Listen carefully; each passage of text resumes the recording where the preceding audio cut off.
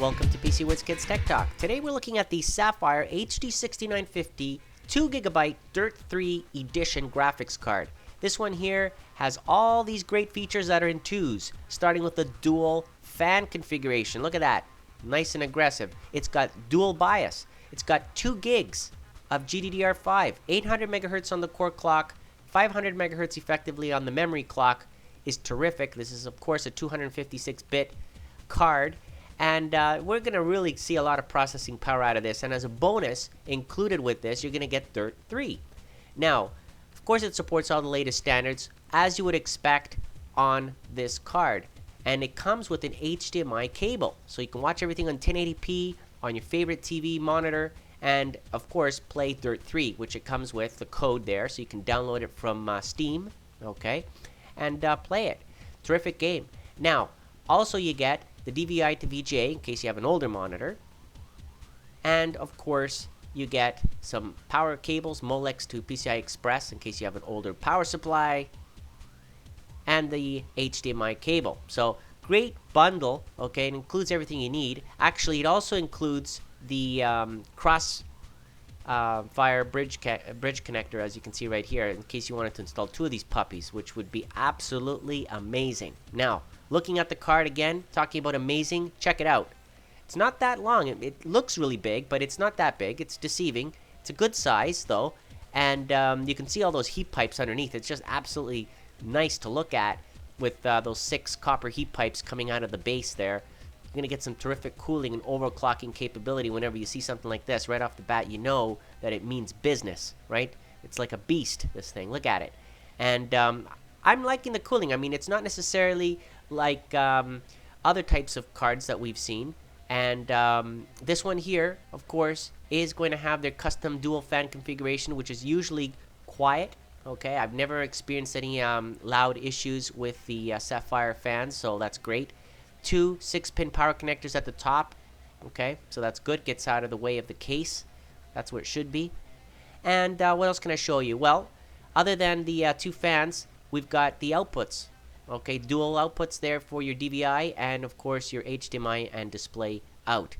At the top, you've got 1 connector there for your cross bridge. It has a little opening there, a little notch, so you can have the bridge connector and connect 2 of these cards. Okay.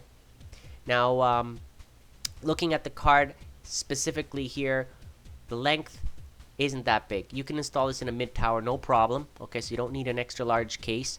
I've installed it in this test system. As you can see, here are all the specifications, and here are again the values, the specs in GPU-Z. Now what I've done is I've overclocked it already from the default 800 megahertz and 1250, so you can see how easy and how cool it runs. Okay, so you can see the temperatures there. 59 degrees Celsius was the maximum, average 46, and the fan speed and GPU load is not that high, right? So you can see the different loads that I'm changing the values to. And of course, when you change the load, the temperature goes up to 59 degrees. Other than that, it's not that loud. The RPM is only at 2400 RPM on those fans, and it's pretty quiet. So when you max it all out, that's what you get. Okay, which is pretty darn good.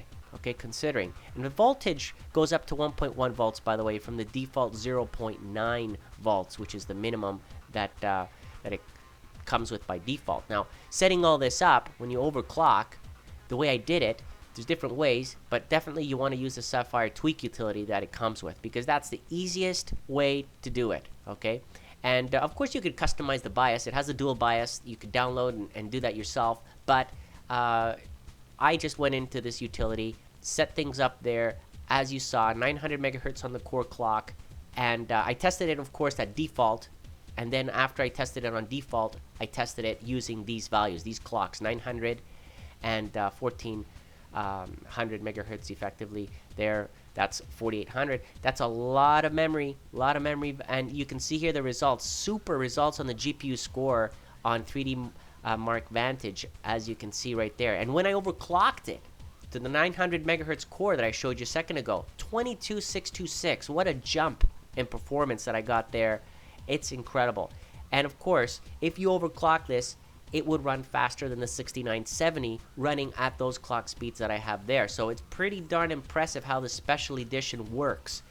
3D Mark 11, if you are interested, here are the scores, the performance scores on 3D Mark 11 with it on default. This is the default clock speed scores. And then if I overclocked it, it went up to 5576. So you get a boost there in performance again, right, on the graphics score, on the rendering on those scores. And there's the extreme score, 1617, okay, in case you're wondering and you want to compare with other cards.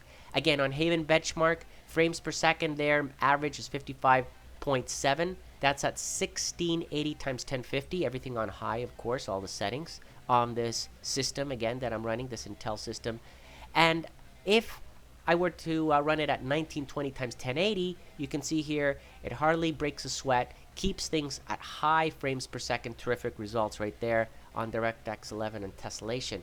Now, Battlefield Bad Company 2, we're talking about some games now. Again, running everything on maxed out, because you have to run things maxed out when you play with a card like this. You can see the terrific results that we're getting on these games. No matter what it is, it's really not pushing the card to the limits. You really should be using this card maybe for Affinity and hooking up 3 monitors, because it's really going to give you good results. Again, here is Alien vs. Predator. If you're interested, again, great results on those frames per second. And if you were to compare this card, I guess, in price, currently you could probably get this at newegg.com for about $249.99 US dollars with the mail-in rebate. If you shop around, you might even find it for less.